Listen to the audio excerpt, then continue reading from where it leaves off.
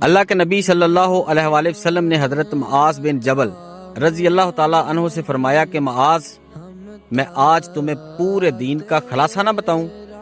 تو حضرت معاذ بن جبل رضی اللہ تعالیٰ عنہ عرض کرنے لگے، یا رسول اللہ صلی اللہ علیہ وآلہ وسلم جی ضرور فرمائیے۔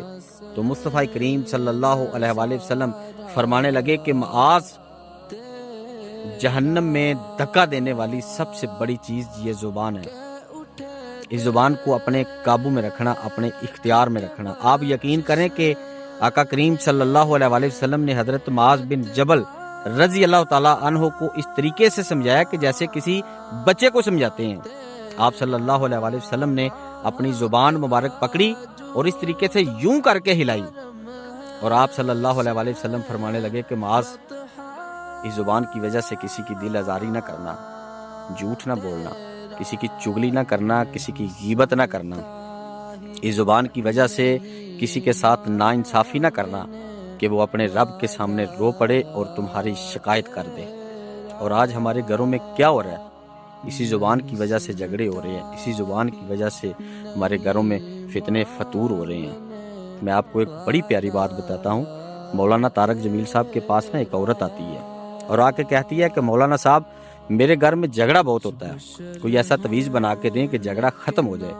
مولانا طارق جمیل صاحب کہتے ہیں کہ میں آپ کو ایک تویز بنا کے دیتا ہوں۔ مولانا طارق جمیل صاحب نے ایک کاغذ کا ٹکڑا پکڑا اور اس پہ 2-4 لائنیں لگائیں اور اسے بند کر کے اس عورت کو دے دیتے ہیں، اور کہتے ہیں کہ بی بی، جب آپ کے گھر میں لڑائی شروع ہونے لگے نا، تو اس تویز کو اپنے دانتوں کے درمیان رکھ کے اس کو زور سے دبا لینا ہے۔ جتنا زور سے دباؤ گے اتنی جلدی لڑائی ختم ہوگی۔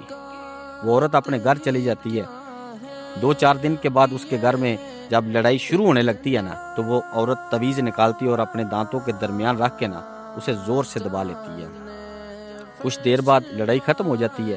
وہ عورت مولانا طارق جمیل صاحب کے پاس آتی ہے اور آ کے کہتی ہے کہ مولانا صاحب، کیا بات ہے، آپ نے تو تویز بڑے کمال کا دیا، لڑائی یوں شروع ہوئی اور یوں ختم ہو گئی۔ مولانا طارق جمیل صاحب کہنے لگے کہ او بی بی، تیرے گھر میں صرف لڑائی تیری زبان کی وجہ سے ہوتی ہے، اس کو اپنے قابو میں کر لے، تیرے گھر میں لڑائی نہیں ہوگی۔ صرف آپ کو بات سمجھانے کے لیے میں نے یہ بتائی ہے۔